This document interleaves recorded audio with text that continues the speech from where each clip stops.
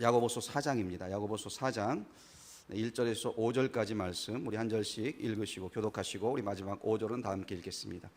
야고보서 4장 1절 제가 먼저 읽겠습니다. 너희 중에 싸움이 어디로부터 다툼이 어디로부터 나느냐? 너희 지체 중에서 싸우는 정욕으로부터 나는 것이 아니냐? 너희는 욕심을 내어도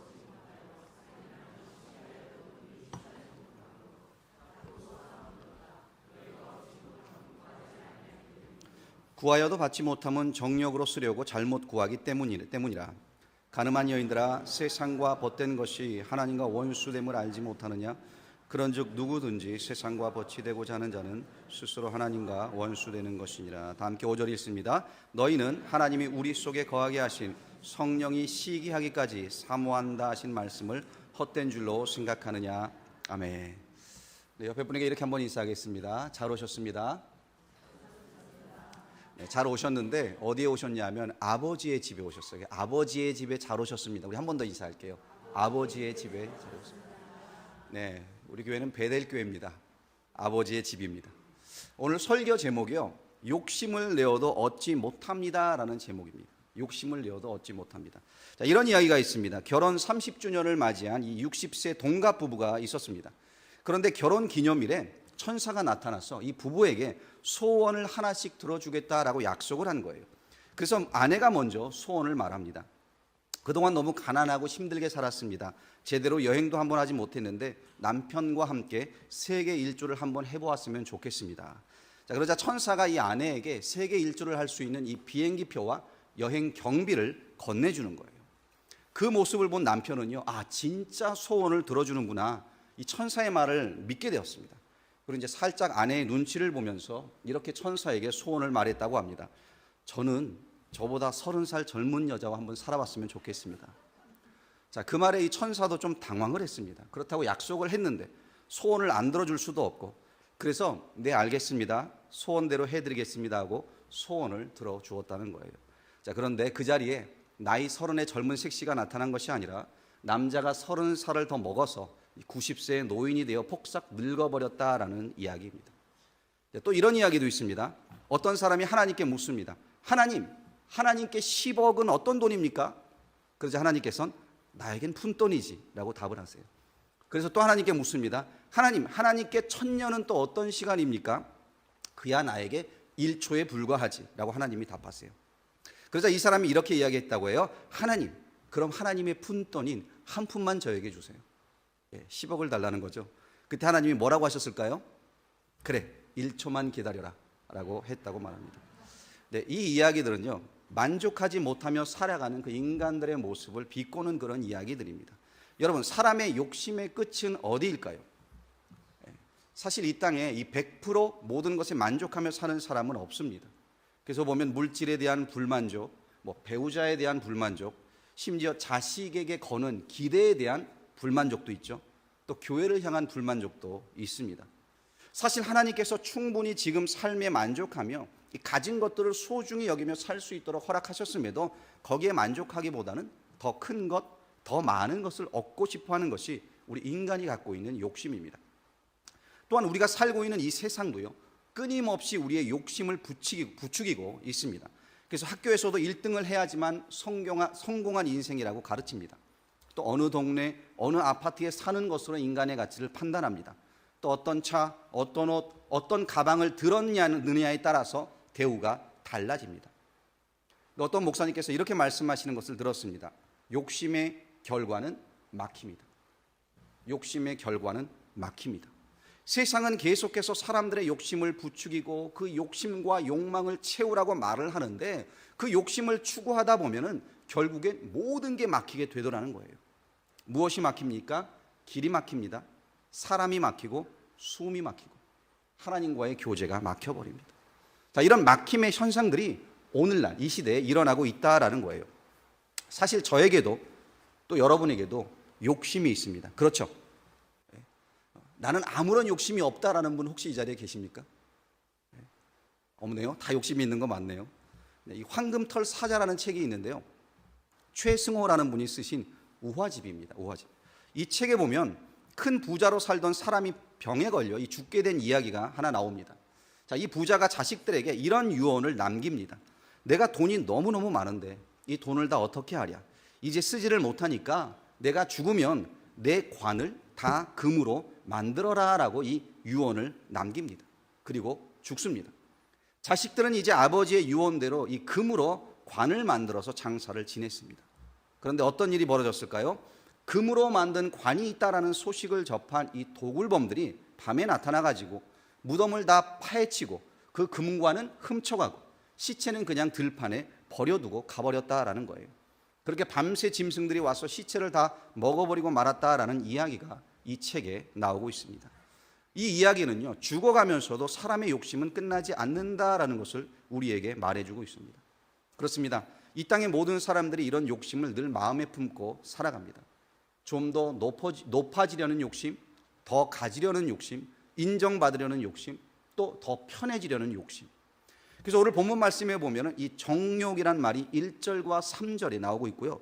그리고 2절에서는 욕심이란 말이 나오고 있습니다. 이 말들이요, 다 우리의 정욕, 욕심, 욕망 이런 것들을 가리키는 단어예요. 자, 그러면 정욕과 욕심을 따라 사는 삶, 이러한 삶을 사는 그 사람의 인생은 어떠한 결과를 만나게 되겠습니까? 자, 첫 번째로 욕심을 따라 사는 인생은요, 인간관계를 다 망가뜨립니다. 1절을 보시면 이렇게 말씀하죠. 너희 중에 싸움이 어디로부터, 다툼이 어디로부터 나느냐? 너희 지체 중에서 싸우는 정욕으로부터 나는 것이 아니냐. 자, 지체 중에 싸움이 나는 이유, 믿는 사람들 간에 다투는 이유가 지금 무엇이냐? 그것은 정욕 때문이다라고 야고보 사도가 지금 말하고 있어요. 성도라고 할지라도 이 정욕의 문제, 욕심의 문제로부터 자유롭지 않다는 겁니다. 자신의 그 욕심을 반드시 채워야 한다는 그 욕구가 있기 때문에 의식적이든 무의식적이든 그 일이 방해를 받게 될 때 다툼이 일어나게 되고 싸움이 일어나고 충돌이 일어나게 된다라는 거예요. 또 2절을 보시면 너희는 욕심을 내어도 얻지 못하여 살인하며 시기하여도 능히 취하지 못함으로 다투고 싸우는도다. 자신의 그 욕심이 채워지지 않을 때 사람은 그 욕심을 채우기 위해 어떤 일이라도 할 수 있다라는 것을 지금 말하고 있는 거예요. 심지어 살인도 하고 시기도 할 수 있다는 겁니다. 이 더글라스 켈리라는 신학자가 있는데요, 이분이 이런 이야기를 했습니다. 욕망을 추구하는 데 방해가 되는 장애물들을 제거하기 위해 사람들은 독약을 주었고 칼로 찔렀고 총으로 쐈다. 그러니까 세상에 전쟁이 일어나고 살인이 일어나고 이런 폭력이 난무하는 이유가 바로 자신의 욕망과 욕심을 추구하는 사람들 때문이었다라고 지금 이야기를 하는 겁니다. 수많은 역사가 이 사실을 증명해주고 있습니다. 그래서 열왕기상 21장에도 보게 되면요, 이스라엘 역사 가운데 가장 사악한 왕으로 알려져 있는 이 아합 왕과 이세벨 여왕의 이야기가 나옵니다. 이 아합 왕은 아무런 부족함 없이 호화로운 삶을 살고 있었습니다. 뭐가 더 필요하겠나 싶을 정도로 부족함이 없었어요. 그런데 왕궁 곁에 있는 이 나봇이라는 사람의 포도원이 자신의 눈에 들어오기 시작을 한 거예요. 마음에 들었습니다. 갖고 싶었습니다. 욕심이 생겼습니다. 그런데 이 나봇이라는 사람이 땅을 팔라고 해도 팔지를 않는 겁니다. 그럴 수밖에 없는 것은요, 이스라엘 사람들에게 땅은 하나님으로부터 받은 기업이기 때문에 함부로 개인이 사고 팔 수 있는 그런 소유물이 아니었기 때문에 그런 거예요. 자, 그 땅이 갖고 싶은데 그 포도원이 욕심이 나는데 자기 마음대로 되질 않자 아합이 끙끙 앓습니다. 밥도 안 먹고 하루 종일 이 근심 가득한 얼굴을 하고 있어요. 그때 이세벨 여왕이 그런 왕을 보고 무엇이라고 말합니까? 왕이라는 사람이 그냥 땅을 빼앗으면 되지 뭘 그렇게 끙끙 앓고 있냐고.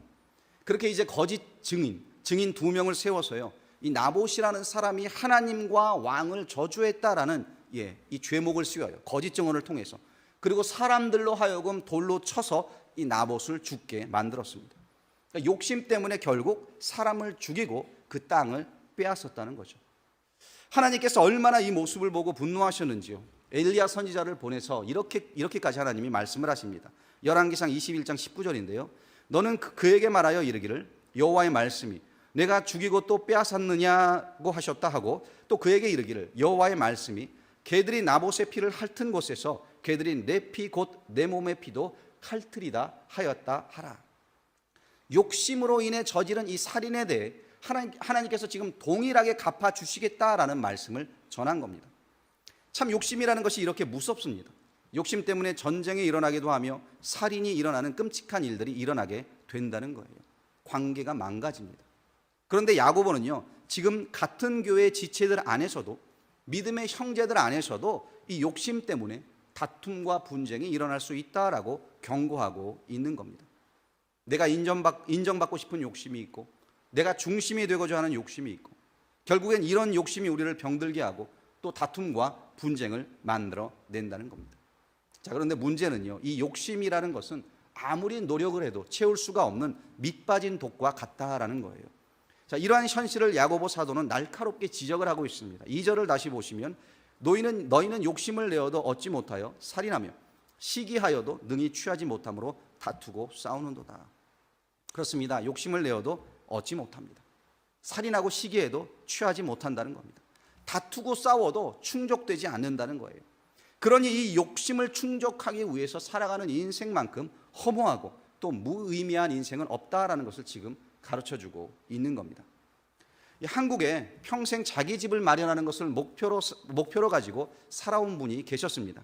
이분이 열심히 일을 하셔서 이제 집을 하나 사셨어요. 좀 오래된 한옥집을 하나 사셨습니다. 그런데 한옥이다 보니까 화장실이 밖에 있는 겁니다. 화장실이 밖에 있으니 얼마나 많이 불편했을까요? 그래서 집만 있으면 된다라고 생각했는데 이제 집을 사고 보니까 화장실이 집 안에 있는 게 훨씬 더 좋구나, 더 낫겠다라는 생각이 드신 겁니다. 그래서 또 열심히 일을 해서 돈을 모아 이 헌집을 팔고 새 집을 사셨습니다. 자, 그런데 집 안에 이제 화장실이 있는 집을 사신 거예요. 그런데 집 안에 화장실이 있는 건 좋은데 화장실이 하나밖에 없다 보니까 이분에게 딸이 둘이 있었는데 이 딸 둘이 한 번 화장실에 들어가면 나오질 않는 겁니다. 그러니까 너무 불편한 거예요. 그래서 화장실이 하나로는 안 되겠구나, 이제 화장실 2개 있는 집을 사야겠다라는 마음을 먹고 또 열심히 일을 해서 화장실 2개 있는 집을 샀습니다. 그런데 여러분, 한국에서 집을 장만한다는 것이 그렇게 쉽습니까? 일평생 집을 위해서 이분은 자신의 인생을 사신 거예요. 그렇게 은퇴할 나이가 되셨습니다. 그리고 이런 고백을 이분이 하십니다. 내가 인생을 돌아보니까 나는 화장실을 늘리기 위해서 인생을 산 것 같다. 더 많은, 더 좋은 화장실을 갖기 위해서 인생을 살았다. 참 안타까운 일입니다. 좀 더 큰 집, 더 큰 집을 위해서 이분은 평생을 살았는데 뒤돌아보니까 사실 잃어버린 게 더 많더라는 거예요. 정작 집은 커졌는데 화장실은 많은데 아이들은 다 커서 떠나버리고 말았습니다. 건강도 잃었습니다. 자녀와 함께 할 수 있었던 그런 소중한 시간들도 다 희생되었습니다. 정작 소중한 것이 무엇인지를 이제 깨달았는데 그런데 이미 나이가 너무 들어버렸다라는 거예요. 그래서 여러분, 이 이야기는요, 다른 사람의 이야기가 아닙니다. 우리 모두의 이야기입니다. 우리는 나의 욕심을 추구하며 살다가 정작 중요한 것들을 다 놓치게 되더라는 거예요. 얻은 것에 만족하지 못하고 더 큰 것을 얻으려고 계속 욕심을 부리기 때문에 계속 다투는 인생을 살아가게 되더라는 겁니다. 그렇게 인간관계가 망가지고요, 병들고 갈등과 분쟁의 연속인 그런 인생을 살아갈 수밖에 없다는 거예요. 이 저녁 시간 여러분, 욕심이 아닌 이 평안과 만족을 위해 기도했으면 좋겠습니다. 욕심을 내어도 내 것이 아닌 것은요, 우리가 가질 수 없습니다. 하나님이 허락지 않은 재물도, 하나님이 허락지 않은 자리도, 명예도 내가 욕심을 낸다고 얻어지는 것이 아니기 때문에 그렇습니다. 하나님이 세워주신 그 자리에서 주신 것에 감사하며 겸손히 살아갈 수 있을 때 그 심령 가운데 참된 평안을 경험하게 될 줄로 믿습니다. 자, 두 번째로요, 이 욕심을 따라 사는 인생은요, 하나님과의 관계를 망가뜨립니다. 하나님과의 관계가 망가져요. 2절 후반부에서 3절을 보시면, 너희가 얻지 못하면 구하지 아니하기 때문이요, 구하여도 받지 못하면 정욕으로 쓰려고 잘못 구하기 때문이라. 자, 욕심을 따라 사는 인생이 다른 사람과의 관계를 망가뜨린다라고 앞에서 말을 했는데, 자, 이제 여기서는요, 욕심을 계속 따라 살다 보면 하나님과의 관계까지도 망가진다라고 지금 말씀하고 있는 거예요. 그렇습니다. 욕심은 우리의 영혼을 망가뜨리고 하나님과의 관계 또한 망가뜨립니다. 그러면서 좀 더 구체적인 예를 들고 있는데요, 뭐라고 하는가 하면 이 기도 생활이 망가진다라는 것을 예로 들고 있어요. 자, 여러분, 기도의 본질이 무엇입니까? 기도란 무엇입니까? 기도는요, 우리가 원하는 것을 하나님께로부터 얻어내는 것이 아닙니다. 기도를 통해 하나님을 만나고 하나님의 뜻을 구하고 그 하나님에 의해 우리가 변화되는 것, 그렇게 하나님의 원함이 나의 원함이 되게 하는 것, 그것이 바로 기도입니다. 다시 말하면 하나님이 원하시는 것을 내가 원할 수 있도록 하는 것이 바로 우리의 기도라는 거예요. 여러분, 이 세상의 종교와 기독교와의 차이가 무엇입니까? 세상의 다른 종교들은요, 자신은 변하지 않고 신을 변화시켜서 자신이 원하는 것을 얻어내는 게 세상의 종교예요. 그러니까 자신의 욕심을 채우기 위한 것이 바로 종교라는 겁니다. 그러나 기독교 신앙은 그렇지 않습니다. 하나님의 뜻을 내가 깨달아서 하나님의 뜻에 맞추어서 나를 변화시키는 것, 하나님의 그 뜻에 나를 맞추어 가는 것, 그것이 바로 기독교 신앙이라는 거예요. 우리가 기도하는 목적도 바로 그것입니다. 우리가 유교를 보게 되더라도요, 우리나라에서 오랜 기간 동안 이 유교 사상이 지배를 했고 또 제사를 지내지 않았습니까? 왜 제사를 지냅니까? 조상에 대한 효심 때문에 이 제사를 지낸다고 생각하십니까? 아닙니다. 제사를 지내는 이유는 이 조상의 귀신을 달래서 내가 화를 면하고 복을 받겠다는 마음에서 제사를 드리는 거예요. 그러니까 결론적으로 나를 위해서 제사를 지낸다는 겁니다. 그러나 하나님께서 우리로 하여금 쉬지 말고 기도하라라고 말씀하셨는데요, 그렇게 기도하라라고 말씀하신 이유는 항상 우리로 하여금 하나님의 마음이 무엇인지를 알아야 하기 때문에 그 하나님의 마음을 헤아리며 살아가라고 항상 기도하라라고 하신 겁니다. 기도를 통해서 하나님의 마음이 무엇인지를 알아가고 그 깨달은 것을 통해 내 생각을 바꾸고 내 태도를 바꾸고 그렇게 하나님의 뜻과 마음에 내 인생을 맞추어가는 행위가 바로 기도다라는 거예요. 이것이 여러분 기도가 가지고 있는 놀라운 은혜이고 비밀입니다. 그래서 빌립보서 4장 6절에서 7절에 보면 우리가 잘 아는 말씀이 나오죠. 보면 아무것도 염려하지 말고 다만 모든 일에 기도와 간구로 너희 구할 것을 감사함으로 하나님께 아뢰라. 그리하면 모든 지각에 뛰어난 하나님의 평강이 뭐라고 하셨습니까? 내가 원하는 것을 다 주시리라.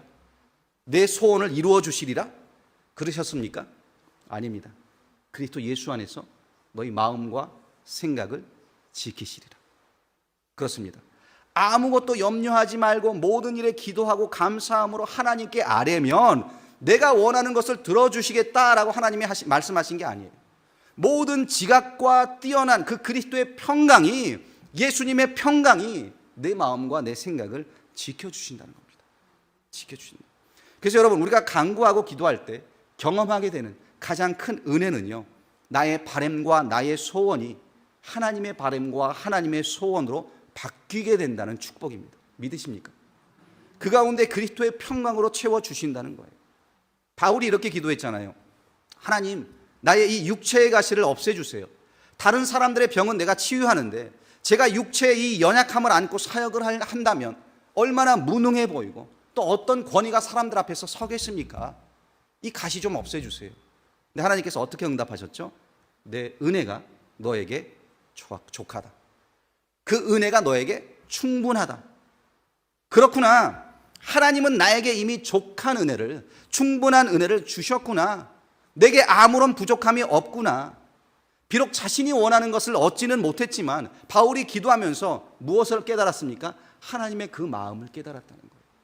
하나님의 그 은혜를 발견했습니다. 그래서 어떻게 되었죠? 그의 마음이 예수 그리스도의 평강으로 가득 차게 된 것입니다. 여러분, 이것이 얼마나 놀라운 축복인지 모릅니다. 많은 사람들이 생각하기를 내가 기도한 거, 내 소원 그대로 응답받아야지만 축복이다라고 생각을 하는데요. 그런데 기도 가운데 받게 되는 참된 축복은 하나님의 마음을 깨닫는 것이고 그리스도의 평강이 내 마음을 찾아오는 것임을 여러분들 믿으시기 바랍니다. 그만큼 놀라운 축복이 없는 거예요. 왜 그렇습니까? 왜냐하면 많은 경우 우리의 기도가요, 정욕에 기초하기 때문에 그렇습니다. 나는 아니라고 말할 수 있지만 결국에는 기도 제목들을 보면 내 욕심을 채우기 위한 기도가 너무나 많다는 거예요. 그렇게 정욕으로 구하는 기도를 하나님은 들어주지 않으십니다.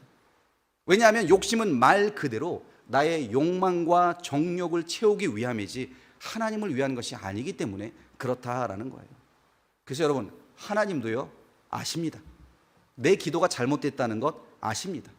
우리의 기도가 정욕에 근거한다는 것 아십니다. 결국에 그 기도 하나님이 들어주시면 오히려 우리 인생이 더 불행해진다는 것을 하나님이 아세요. 그래서 들어주질 않으십니다. 이것 또한 감사한 거예요. 자, 그런데 이 정욕으로 구하는 기도는요, 그냥 응답받지 못하는 데서 끝나는 것이 아닙니다. 결국에는 내가 계속 이 정욕을 가지고 기도하다 보면 어떻게 되느냐? 결국 하나님께 대항하는 그런 행동으로 떨어지게 된다는 거예요. 4절에 보면 이렇게 말씀하죠. 가늠한 여인들아, 세상과 벗된 것이 하나님과 원수됨을 알지 못하느냐? 그런즉 누구든지 세상과 벗이 되고자 하는 자는 스스로 하나님과 원수되는 것이니라. 자, 지금 야고보가 누구를 향해서 가늠한 여인들아라고 부르고 있는 겁니까? 바로 앞에서 말한 3절에서 말한 이 정력으로 쓰려고 잘못 구하는 욕심에 근거한 그 기도를 하는 사람들을 부르고 있어요. 뭐라고 부른다고요? 가늠한 여인들. 끔찍합니다. 그럼 왜 가늠한 여인이라고 부르고 있는 겁니까? 왜냐하면 하나님을 만족시키고 우리가 하나님으로부터 만족해야 하는데, 하나님만 사랑해야 하는데 계속해서 세상의 것을 구하고 세상의 다른 것을 사랑하고 하나님이 아닌 이 나의 정력을 통해서 세상에서 만족을 얻으려고 하기 때문에 이는 마치 가늠하는 사람과 같다라는 평가를 지금 하고 있는 거예요. 그런 의미에서 여러분, 우리의 이 신앙생활은요, 결혼 관계와도 같은 겁니다. 하나님은 우리를 이 그리스도의 신부로 부르셨어요. 신부로 부름을 받았기 때문에 우리는 하나님의 사랑으로 만족하고 또 하나님 한 분만을 사랑해야 하는 겁니다. 그럼에도 계속해서 다른 남자에게 기웃거리고 나의 욕심과 정욕을 따라 이 세상의 것들을 소원한다면 그 모습은 마치 가늠하는 여인의 모습과 별반 다를 바가 없다라는 것을 지금 말씀하고 있는 겁니다. 여전히 사람들의 칭찬에 목말라 하고 하나님을 사랑하기보다는 하나님이 주신 그 물질을 더 사랑하면서 살아가고 있는 모습이 우리의 모습이라는 거예요. 결국 이런 모습은요, 이 4절 뒤에서 말씀하듯이 하나님과 원수되는 그런 모습이라고 야고보 사도가 지금 이야기를 합니다. 여러분, 하나님은 여러분을 사랑합니다. 하나님은 우리를 사랑하십니다. 얼마나 사랑하실까요? 우리 5절 말씀 우리 다 같이 한 목소리로 읽겠습니다. 5절입니다. 시작. 너희는 하나님이 우리 속에 거하게 하신 성령이 시기하기까지 사모한다 하신 말씀을 헛된 줄로 생각하느냐? 하나님이 우리에게 주신 그 성령이 시기하기까지 우리를 사모하신다. 결국 하나님이 이 정도로 우리를 사랑하신다는 말씀입니다. 그래서 구약에도 보면은 하나님은 질투하시는 하나님이시다라는 표현이 자주 나옵니다. 여러분, 우리가 뭐 대단하다고 하나님께서 질투하실 정도로 우리를 사랑하실까요? 하나님의 그 존재와 능력과 그 가치와는 도저히 비교도 안 되는 그런 인생들이 바로 우리입니다. 그런데 어떻게 하나님께서는 이렇게까지 우리를 사랑하신다는 말씀입니까? 그것은요, 바로 은혜입니다. 은혜. 사랑받을 만한 아무런 자격이 없는데도, 아무것도 우리가 가진 것이 없는데, 그럼에도 우리를 질투하실 정도로 사랑하시는 하나님의 사랑. 그 사랑으로 우리를 품어주셨고 용서하셨고 그 사랑 때문에 십자가에 달려 돌아가셨고, 그리고 그 사랑으로 오늘도 지금도 하나님께서는 우리를 계속 사랑하고 계시다는 거예요. 자, 그러면 언제까지 우리의 기도가 욕심에 근거한 정욕을 위한 그런 기도여야 하겠습니까? 이제는요, 나의 욕심을 채워달라는 기도가 아닌 하나님의 마음을 알게 해달라는, 하나님의 마음을 품을 수 있게 해달라는 그런 기도를 우리가 드려야 될 줄로 믿습니다. 그래서 이 아굴이라는 사람이요, 잠언에 보면, 잠언 30장에 보면 이렇게 그가 기도를 했습니다. 7절에서 9절인데요. 내가 두 가지 일을 주께 구하였사오니 내가 죽기 전에 내게 거절하지 마시옵소서. 곧 헛된 것과 거짓말을 내게서 멀리하옵시며 나를 가난하게도 마옵시고 부하게도 마옵시고 오직 필요한 양식으로 나를 먹이시옵소서. 혹 내가 배불러서 하나님을 모른다 여호와가 누구냐 할까 하오며 혹 내가 가난하여 도둑질하고 내 하나님의 이름을 욕되게 할까 두려워함이니이다. 이런 기도가 우리의 기도가 되었으면 좋겠습니다. 욕심을 따라 구하는 기도가 아니라 하나님의 이름과 영광을 위한 기도, 내 뜻이 이루어지기를 구하는 기도가 아닌 하나님의 뜻이 이루어지게 해달라는 기도가 우리의 기도가 되어야 될 줄로 믿습니다. 여러분, 여러분의 보물은 무엇입니까? 주 예수보다 더 귀한 것 없다라고 우리가 찬양을 하지 않습니까? 그렇다면 예수가 우리의 보물입니까? 여러분의 보물입니까? 그 보배이신 예수 그리스도가 내 안에 계심을 믿는다면 우리는 더 이상 이 욕심을, 세상의 욕심을 따라 살아가는 인생이 아닌 주님을 따라 살아가는 그런 인생이 되어야 할 것입니다. 우리 다 같이 한번 기도하겠습니다.